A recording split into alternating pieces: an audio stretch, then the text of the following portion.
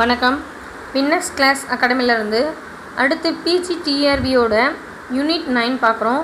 Unit 9 என்ன அப்படின்னா பாடத்திட்ட வடிவமைப்பு மற்றும் மேம்பாடு. முதல் கேள்வி, பாடத்திட்ட மேம்பாட்டில் பின்வரும் அணுகுமுறைகளில் எது பாடங்களை ஒரு கருப்பொருள் அல்லது திட்டமாக இணைக்கிறது?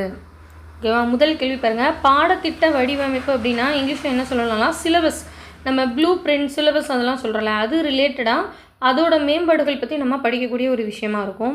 ஸோ ஆப்ஷன்ஸ் பாருங்கள். தலைப்பு அணுகுமுறை, சுழல் அணுகுமுறை, ஒருங்கிணைந்த அணுகுமுறை, தர்க்க ரீதியான அணுகுமுறை. பாடத்திட்ட மேம்பாட்டோட முதல் கருப்பொருள் என்ன அப்படின்னா ஒருங்கிணைந்த அணுகுமுறை அப்படிங்கிறது தான் இதில் பதிலாக இருக்கும். இப்போ அடுத்ததான் இதில் பாடத்திட்ட மேம்பாடுக்கு நிறைய மாதிரிகள் இருக்கும். அறிஞர்கள் நிறைய பேர் நிறைய மதிப்பீடு ரிலேட்டடாக சொல்லியிருப்பாங்க. ஸோ மாதிரியின் படி அப்படின்னு சொல்லும்போது எந்த அறிஞர்கள்லாம் வராங்கன்னு சொல்லிட்டு அந்த அறிஞர்களோட பெயர்களை மட்டும் கொஞ்சம் ஞாபகம் வச்சுக்கணும். ஹில்டா டாபாவின் பாடத்திட்ட மேம்பாடு மாதிரியோட முதல் படி என்ன அப்படின்னு சொல்லி கேட்டிருக்காங்க. ஸோ ஆப்ஷன்ஸ் பாருங்கள். நோக்கங்களை உருவாக்குவது, உள்ளடக்கத்தை தேர்ந்தெடுப்பது, தேவைகளை கண்டறிவது, கற்றல் அனுபவங்களை ஒழுங்கமைப்பது. இது எல்லாமே நமக்கு பார்க்கும்போது ஒரே மாதிரி தான் தெரியும் ஆப்ஷன்ஸ். ஸோ இந்த மாதிரி ரிலேட்டடான கொஸ்டின்ஸ்க்கு அந்த கொஸ்டினோட அறிஞர் யாருன்னு பார்த்துட்டு அவங்க என்ன சொல்லியிருக்காங்கன்னு நம்ம தெளிவாக பார்க்கணும். ஆன்சர் என்ன அப்படின்னா தேவைகளை கண்டறிவது. ஓகேவா? அடுத்ததான் மூன்றாவது கேள்வி பாருங்கள். ஒன்றிணைந்த பாடத்திட்டத்தின் முக்கிய இலக்கு என்ன அப்படின்னு சொல்லி கேட்டிருக்காங்க. ஆப்ஷன்ஸ் பாருங்கள். தனிப்பட்ட பாடங்களை கற்பது, தேர்வுகள் அதிகம் நடத்துவது, பாடங்களை இடைமுகமாக இணைப்பது, ஒரு ஆசிரியர் மட்டுமே கற்பிப்பது. ஒன்றிணைந்த பாடத்திட்டம் அப்படின்னு சொல்லும்போது ஆன்சர் என்ன அப்படின்னா பாடங்களை இடைமுகமாக இணைப்பது. ஓகேவா? ஸோ இதெல்லாம் கொஞ்சம் தெளிவாக பார்த்துக்கணும் நம்ம. அடுத்ததான் நான்காவது கேள்வி பாருங்கள். டெய்லர் மாதிரி எத்தனை கட்டங்களை கொண்டுள்ளது? ஓகேவா? டெய்லர் மாதிரி அப்படிங்கிறதும் ஒரு பாடத்திட்ட மேம்பாடுக்கான ஒரு மாதிரி திட்டம் தான். ஸோ அவர் எத்தனை கட்டங்களை வச்சு, அதாவது கட்டங்களை அப்படிங்கிறது இதில் என்ன மீனிங், எத்தனை வகைகள்னு சொல்லுவோம்ல அந்த மாதிரியான ஒரு மீனிங்கில். ஸோ எத்தனை இதை வச்சு அவங்க டெய்லர் மாதிரிங்கிறத உருவாக்குனாங்க அப்படின்னு சொன்னாங்கன்னா 4. ஓகேவா? ஆன்சர் என்ன அப்படின்னா 4. ஐந்தாவது கேள்வி பாருங்கள். குறிக்கோள் அமைத்தல், அனுபவ தேர்வு, அமைப்பாக்கம், மதிப்பீடு, இது யாருடைய பாடத்திட்ட மாதிரி? நான் சொன்னேன்னா ஃபஸ்ட் டைம். இப்போ இதில் மூணாவதாக பாடத்திட்ட மாதிரி பார்க்குறோம். முதல்ல ஹில்டா டாபாவோடது பார்த்தோம். அடுத்ததான் டெய்லர் மாதிரி பார்த்தோம். இப்போ மூன்றாவதாக இது யார் சொல்லியிருக்காங்க அப்படின்னு சொல்லிட்டு பார்க்க போகிறோம். ஸோ பாருங்கள். ஆப்ஷன்ஸ் பாருங்கள். ஹில்டா டாபா, ஸ்டபிள் பீம், ராலர், டெய்லர், வீலர். ஓகேவா? குறிக்கோள் அமைத்தல், அனுபவ தேர்வு, அமைப்பாக்க, மதிப்பீடு அப்படின்னா ராலர், டெய்லர். ஓகேவா?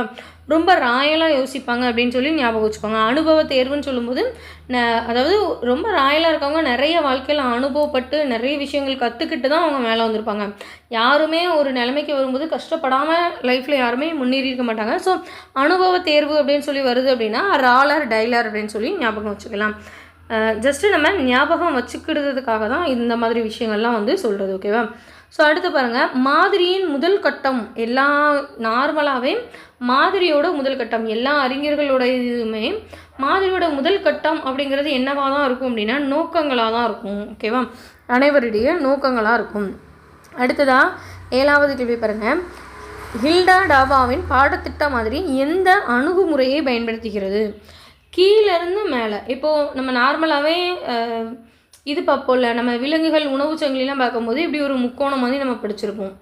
ஸோ முக்கோணம் மாதிரி நம்ம படிச்சிருக்கும் போது நமக்கு அது மேலேருந்து கீழே கொண்டு வரும். அப்படி தானே? அதே மாதிரி தான் ஹில்டா டாபாவோட பாடத்திட்ட மதிப்பு எப்படின்னா கீழேருந்து மேலே போகிற மாதிரி இருக்கும். ஓகேவா? இதே ப்ரொசீஜரில் ஆனால் கீழேருந்து மேலே போகிற மாதிரி இருக்கும். ஜஸ்ட்டு நம்ம தெரிஞ்சுக்கிறதுக்காக தான் நான் அந்த விஷயங்களை உங்களுக்கு இப்போ குறிப்பிட்டிருந்தேன். ஓகேவா? அடுத்ததான் 8வது கேள்வி பாருங்கள்.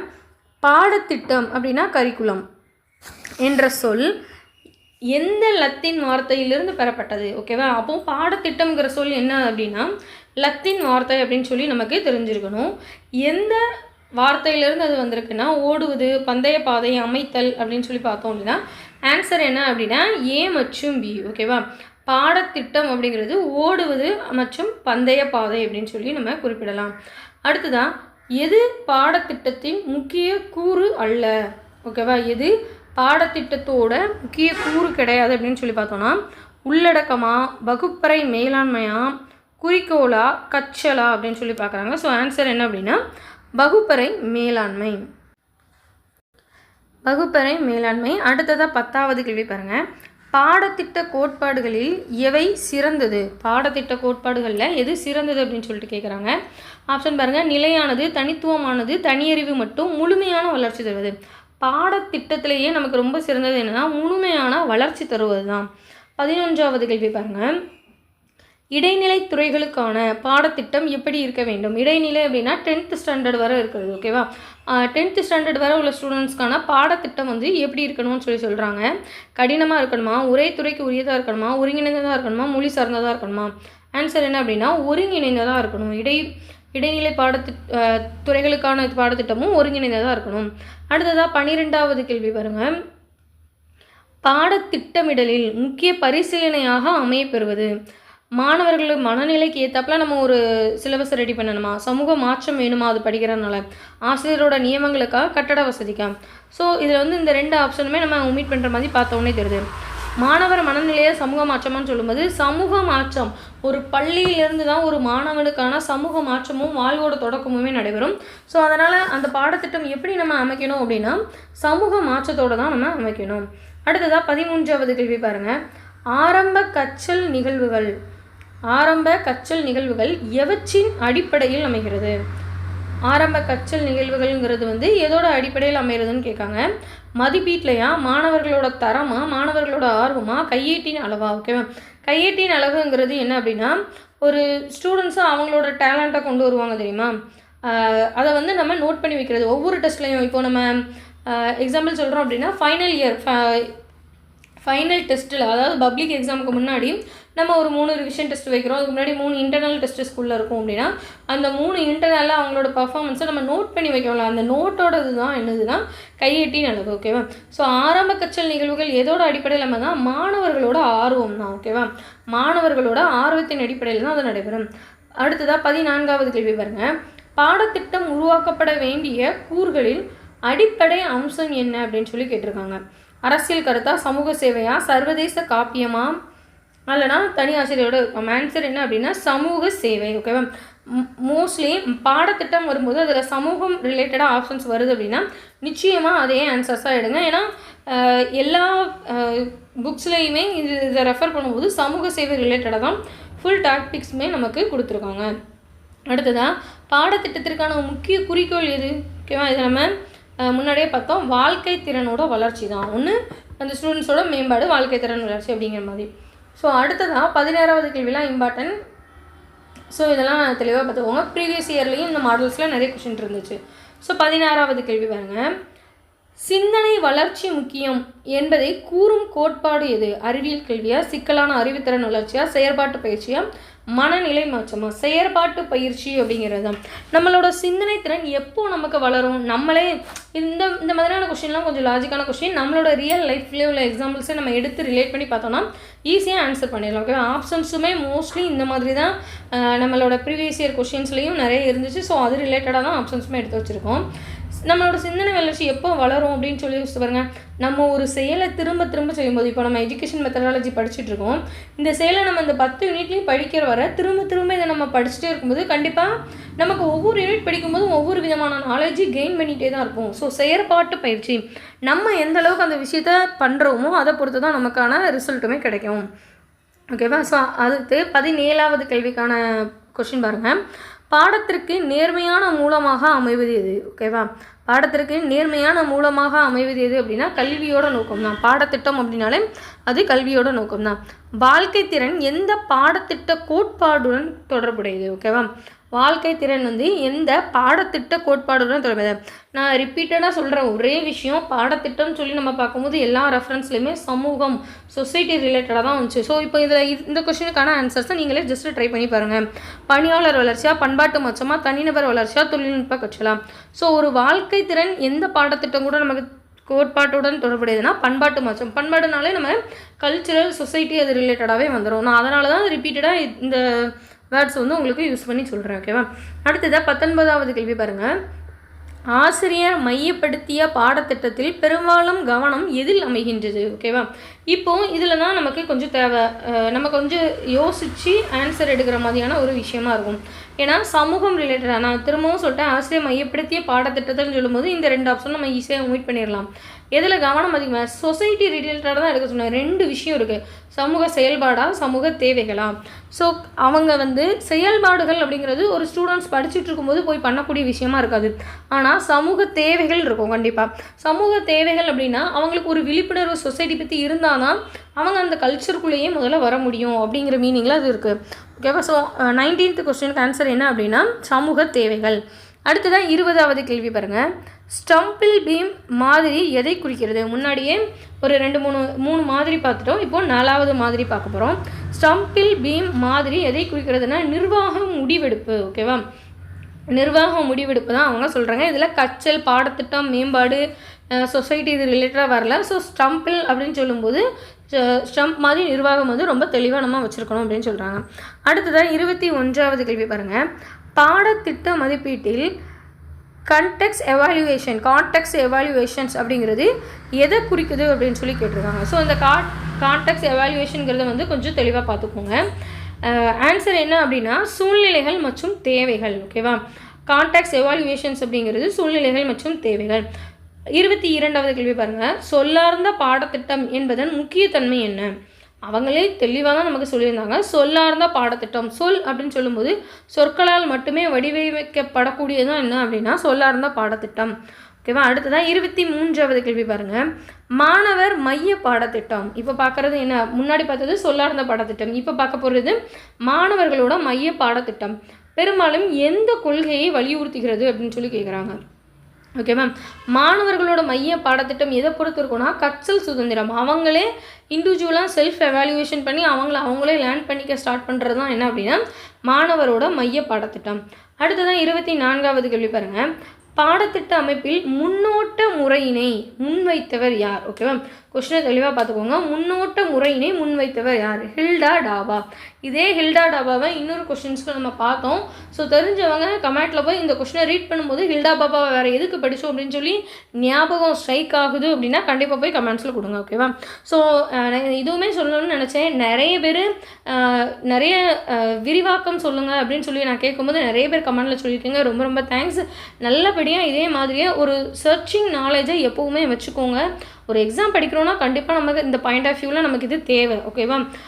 ஒரு விஷயம் இப்போ நம்ம சொல்லிகிட்டு இருக்கோம், நம்ம அதை எங்கேயோ படிச்சிருக்கோம், நமக்கு அதை பற்றி மறந்துருச்சு. ஏன்னா நம்மளோட நாலேஜ் மோஸ்ட்லி நம்ம படிக்கிறது 2 days தான் நமக்கு ஞாபகம் இருக்கும்.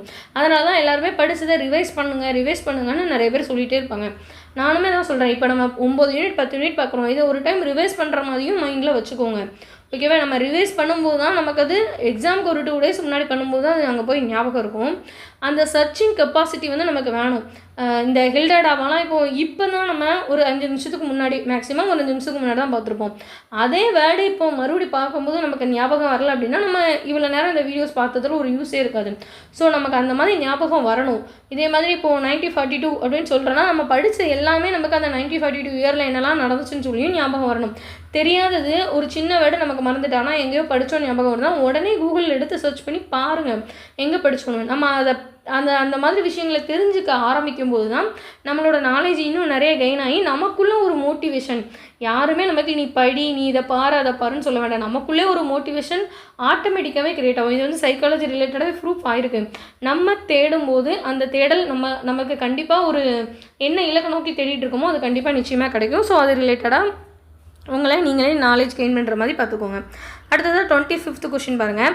பாடத்திட்ட மதிப்பீட்டில் ஃபீட்பேக் அப்படிங்கிறது என்ன அப்படின்னு சொல்லி கேட்டிருக்காங்க. ஓகேவா?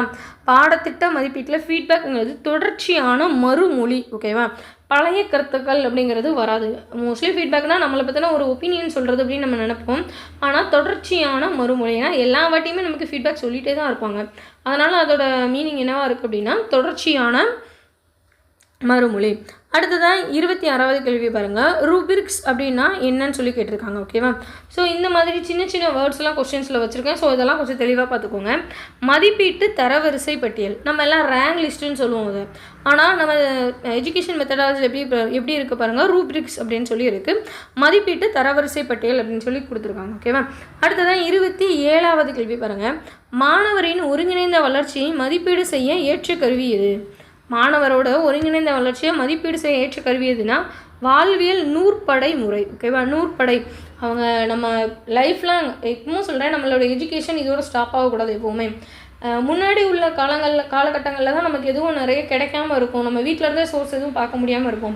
ஆனால் இப்போ ஒருத்தங்க படிக்க ஸ்டார்ட் பண்ணிட்டாங்க, லேர்ன் பண்ண ஸ்டார்ட் பண்ணிட்டாங்கன்னா அவங்களோட லைஃபோட எட்ஜு, அதாவது நமக்கு 68 வயசு ஆகுது அப்படின்னா கூட நம்மளால் நிச்சயமாக அந்த ஏஜ்லேயும் படிக்கிற அளவுக்கு கற்றுக்கிறதுக்கு அவ்வளோ விஷயங்கள் இருக்குது இப்போலாம். ஸோ வாழ்வியல் நூற்படை முறை அப்படிங்கிறதா மாணவரோட ஒருங்கிணைந்த வளர்ச்சியாக இருக்கணும்னு சொல்கிறாங்க. அடுத்ததான் 28வது கேள்வி பாருங்கள்.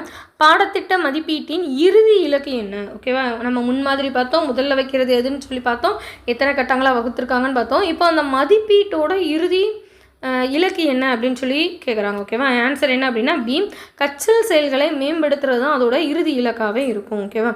அடுத்ததான் 29வது கேள்வி பாருங்கள். ஸோ இது உங்களுக்கான ஒரு கொஷின்ஸ். 29வது கேள்வி. CIBB அப்படிங்கிறதோட ஃபுல் ஃபார்ம் என்னன்னு சொல்லி பாருங்கள். தேடி கண்டுபிடிச்சிட்டு நிறைய பேர் கமெண்ட் செக்ஷனில் போய் சொல்லுங்கள். ஸோ கமெண்ட் செக்ஷனில் சொல்கிற எல்லாருக்குமே ரொம்ப நன்றி ஃபஸ்ட்டு. ஏன்னா உங்களுக்குள்ளே அந்த தேடல் அப்படிங்கிற ஒரு விஷயம் இருக்குது. ஸோ அதை இன்னுமே நல்லா இம்ப்ரூவ் பண்ண பாருங்கள். ஓகேவா? ஸோ CIBB மாதிரியோட உருவாக்க கொள்கையை வகுத்தவர் யார் அப்படின்னு சொல்லி கேட்டிருக்காங்க. ஸோ ஆன்சர் என்ன பாருங்கள், ஸ்டம்பிள் பீம். இப்போவும் நான் சொல்கிறேன், ஸ்டம்பிள் பீம் அப்படிங்கிற இதே மாதிரி ஒரு வேர்டை நம்ம இதுக்கு முன்னாடி இன்னொரு கொஸ்டினில் பார்த்தோம். ஸோ ஒரு 5 மினிட்ஸ்க்கு முன்னாடி தான் பார்த்துருக்கோம். அதுவுமே உங்களுக்கு தெரிஞ்சவோ போய் கமெண்ட்டில் சொல்லுங்கள். ஓகேவா? ஸோ அடுத்ததான் 30வது கேள்வி பாருங்கள். CIBB மாதிரி பாடத்திட்டத்தில் C அப்படிங்கிறதோட உருவாக்கம் என்ன அப்படின்னா கண்டெக்ஸ்ட். ஓகேவா? கண்டென்ட் அப்படின்னு சொல்லுவோம்ல, அது மாதிரி கண்டெக்ஸ்ட். ஓகேவா? ஸோ இதுதான் நம்ம இன்றைக்கி பார்த்த பாடத்திட்ட மேம்பாடு, பாடத்திட்ட வடிவமைப்பு மற்றும் மேம்பாடு. இன்னும் அடுத்ததான் நமக்கு ஒரே ஒரு யூனிட் இருக்குது, லாஸ்ட் யூனிட் 10. ஸோ அந்த யூனிட்டுமே நம்ம பார்க்கணும். நமக்கு இன்னும் இந்த 1 வீக் மட்டும் தான் இருக்குது. ஸோ சீக்கிரமாகவே நம்ம படித்ததெல்லாம் ரிவைஸ் பண்ணுங்கள். எந்த கொஸ்டினையும் மிஸ் பண்ணாதீங்க. ஹாலுக்கு போகும்போது எல்லாமே கரெக்டாக எடுத்துகிட்டு போங்க. முதல்ல டென்ஷன் ஆகாதீங்க. நம்ம எவ்வளோ தூரம் படித்தாலும் எல்லாரோட மைண்டும் எப்போவுமே பிளாங்காக தான் இருக்கும். நம்ம நிறைய படித்த மாதிரியே கொஞ்சம் ஃபீல் கூட ஆகாது. ஸோ இது மறந்துடுமோ அது மறந்துடுமோ அந்த மாதிரிலாம் எதையுமே யோசிக்காங்க. எதுவாக இருந்தாலும் நம்ம பார்த்துக்கலாம். அந்த 3 ஹவர்ஸில் நம்ம என்ன பண்ண போகிறோமோ அதுதான் அங்கே போய் நம்ம சின்ன பதட்டம் நெருடல் எதுவுமே இல்லாமல் போகணும். ஓகேவா? ஸோ OMR பேஸ்டு தான் நமக்கு எக்ஸாம் இருக்க போகுது. ஸோ அதை எதிர்கொண்டு போங்க. டைம் மேனேஜ்மெண்ட் ரொம்பவும் முக்கியம். நம்ம எவ்வளோ தூரம் படிச்சிருக்கோங்கிறத விட நம்ம எவ்வளோ கொஸ்டின்ஸை ஒரு டைமுக்கு நம்ம டைம் மேனேஜ்மெண்ட் நம்ம நல்லா பண்ணுறோம் அப்படின்னா நமக்கு ஒரு 5 கொஸ்டின் அதில் நமக்கு சுத்தமாக என்னன்னே தெரியல அப்படின்னா நம்ம அந்த கொஸ்டின் எங்கேயோ படிச்சிருக்கோம். ஆனால் நமக்கு ஆப்ஷன் பார்க்கும்போது தெரியல அப்படின்னா ஒரு டைமுக்கு 2 டைம் ரீட் பண்ணுற அளவுக்கு டைம் மேனேஜ்மெண்ட் நம்ம வச்சுருக்கோம். ஏன்னா நமக்கு ஒரு 2-3 டைம் ரீட் பண்ணும்போது கண்டிப்பாக நம்மளோட மெமரி வந்து உள்ளேருந்து எடுக்கும், நம்ம எங்கே ரீட் பண்ணோம் என்ன பார்த்தோம் அப்படின்ட்டு. ஸோ அந்த மாதிரியான ஒரு டைம் மேனேஜ்மெண்ட்டை எப்போவுமே பிக்கப் பண்ணி கொண்டு வாங்க. இன்னும் யூனிட் 10ஓட வீடியோ இருக்குது. ஸோ கண்டிப்பாக அதை பார்க்கணும் நீங்கள். அதனால் வினஸ் கிளாஸ் அகாடமியோட யூடியூப் சேனலை கண்டிப்பாக சப்ஸ்கிரைப் பண்ணி வச்சுக்கோங்க. ஆளுங்கிற பெல் ஐக்கானை கிளிக் பண்ணி வச்சுக்கோங்க. நன்றி, வணக்கம்.